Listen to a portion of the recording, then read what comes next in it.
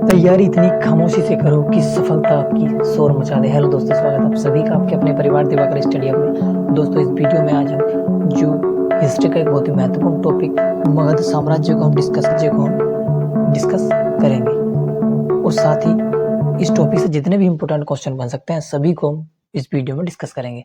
तो यहाँ से प्रत्येक एग्जाम में क्वेश्चन पूछा जाता है और इसमें हमने पहले थ्योरी को कवर किया है और लास्ट में हमने प्रीवियस ईयर क्वेश्चन और एक क्वेश्चन का टेस्ट भी है, उसका आंसर आपको कमेंट बॉक्स में बताना है। तो पहले आपको वीडियो पूरा ध्यान से देखना है और बाद में वो क्वेश्चन अटेम्प्ट करने हैं। चलिए बिना देरी किए हुए वीडियो की शुरुआत करते हैं।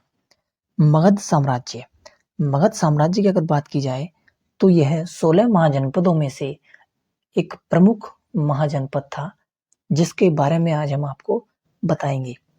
मगध साम्राज्य की अगर बात की जाए तो इसमें लगभग 7 राजवंशों का उदय हुआ। यही प्रमुख हैं। आइए इनको हम ट्रिक से समझते हैं।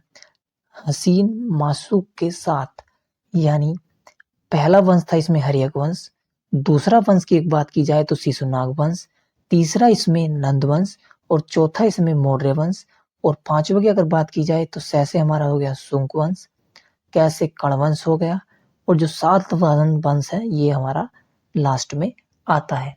तो आज हम इस वीडियो में हर्यक वंश को डिस्कस करेंगे। तो चलिए वीडियो की शुरुआत करते हैं। इस वंश का 544 ईसा पूर्व से 412 ईसा पूर्व तक शासन रहा। बिंबिसार इसके संस्थापक थे और इनका शासनकाल 544 ईसा पूर्व से 492 ईसा पूर्व तक रहा। ये बिंबिसार का फोटो है। बिंबिसार इस वंश के, जैसे हमने बताया, कि संस्थापक थे और इसकी जो राजधानी थी, इन्होंने ग्रीविच यानी जो राजगृह है उसको इन्होंने अपनी राजधानी बनाया हुआ था। चलिए आगे डिस्कस करते हैं। महावक के अनुसार बिंबिसार ने लगभग 500 राजकुमारियों से विवाह किया था, लेकिन इतने विवाह करने का उद्देश्य जो था इनका, वो साम्राज्य का विस्तार करना था। यह किसके अनुसार है? महावग के अनुसार। लेकिन इतिहासकारों ने इनके 3 विवाहों का जिक्र किया है। इतिहास में 3 रानियों का विशेष उल्लेख मिलता है, पहली रानी, दूसरी और तीसरी। आइए जानते हैं कैसे कैसे इनके विवाह हुए। बात की जाए इनके सर्वप्रथम विवाह की तो बिंबिसार ने कौशल के राजा प्रसेनजीत की बहन से विवाह किया था, जिनका नाम रानी कौशला देवी था। दूसरे विवाह की अगर बात की जाए तो इन्होंने रानी जो चेलन्ना के साथ किया, जो कि वैशाली के राजा चेतक की पुत्री थी। और बात की जाए तीसरे विवाह की तो इन्होंने राजा बिंबिसार ने पंजाब जो प्रांत था कि मृदु देश की राजकुमारी श्रेमा से इन्होंने अपना तीसरा विवाह किया। यानी क्वेश्चन पूछा जाता है कि इतिहास में ऐसा कौन सा राजा था जिसने अपना साम्राज्य विस्तार के लिए विवाह की नीति अपनाई, तो आपको बिंबिसार राइट आंसर लगा देना है। चलिए आगे बढ़ते हैं। बात की जाए बिंबिसार के बाद उसका पुत्र अजातशत्रु मगध साम्राज्य की गद्दी पर बैठा। इसका जो शासनकाल रहा वो 492 ईसा पूर्व से 461 ईसा पूर्व तक रहा। यह अपने पिता के शासनकाल से परेशान होकर के राजगद्दी के लोभवश इसने अपने पिता की हत्या कर दी तथा गद्दी पर शासन किया। तो इतिहास में यह हर्यक वंश को पितृहंता वंश भी कहा जाता है, अर्थात पिता को मारने वाला भी कहा जाता है। बिंबिसार की हत्या करके गद्दी पर यह बैठा। अजातशत्रु का उपनाम जो था वह कुणिक था। तो कुणिक जो उपनाम है वह अजातशत्रु का है। अजातशत्रु ने वैशाली पर आक्रमण करके उसे मगध में मिला लिया। यानी अजातशत्रु ने वैशाली पर आक्रमण किया और उसे हराकर अपना साम्राज्य का विस्तार किया। युद्ध में उसने जो रथमूसल तथा जो महाशिला कंटक का प्रयोग किया। यह रथ कंटक की बात की जाए तो ये एक प्रकार से पत्थर बरसाने वाले थे और जो रथमूसल थे यह एक प्रकार का रथ हुआ करता था। इसी के बलबूते पर इसने ये जो वैशाली वाला जो युद्ध था, यह इसमें इनने जीत हासिल की। आगे देखते हैं इसके बारे में। बात की जाए अजातशत्रु के शासनकाल में ही जो प्रथम बौद्ध संगति हुई थी, वह अजातशत्रु के शासनकाल में ही हुई थी।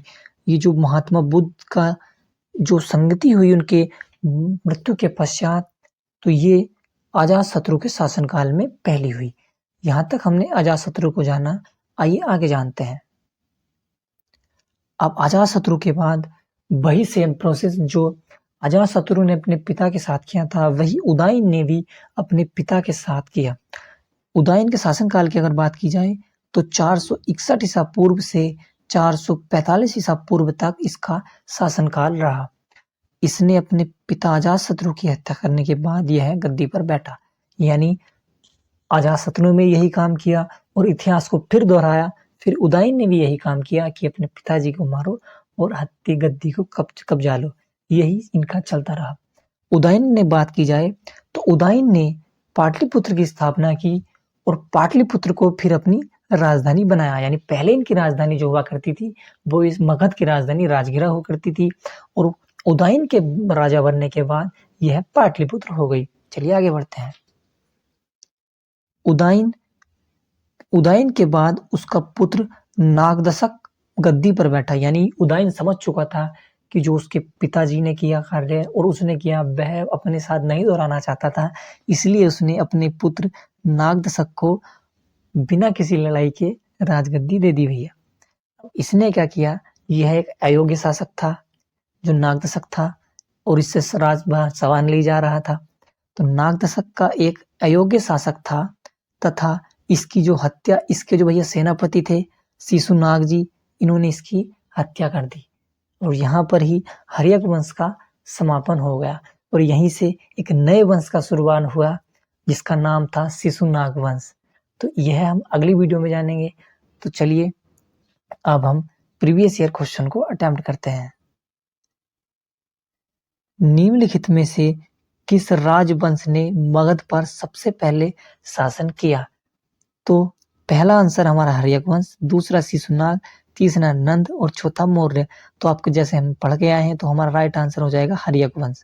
हर्यक वंश सर्वप्रथम मगध पर शासन किया। अगला क्वेश्चन देखते हैं। निम्नलिखित में से कौन प्रथम बौद्ध परिषद का संरक्षण था? यानी किसने प्रथम बौद्ध संगति कराई? तो हम अभी पढ़ के आए हैं जो अजातशत्रु इसका राइट आंसर हो जाएगा। चलिए आगे बढ़ते हैं। अब यह एक टेस्ट का क्वेश्चन है, इसका आंसर आपको कमेंट बॉक्स में बताना है। वे कौन सा भारतीय राजा था जिसने अपनी शक्तिशाली बनाने के लिए वैवाहिक गठजोड़ की शुरुआत की? यानी अपना साम्राज्य बढ़ाने के लिए किस शासक ने विवाह के संबंध को बनाया? तो इसका आंसर आपको कमेंट बॉक्स में बताना है। अगर वीडियो आपको पसंद आए इस वीडियो को लाइक करें, चैनल पर नए हो सब्सक्राइब करें। जय हिंद जय भारत। अगर आप हिस्ट्री की और वीडियो देखना चाहते हो तो चैनल पर जाकर प्लेलिस्ट में देख सकते हो और अपनी पढ़ाई को इम्प्रूव कर सकते हैं। चलिए जय हिंद।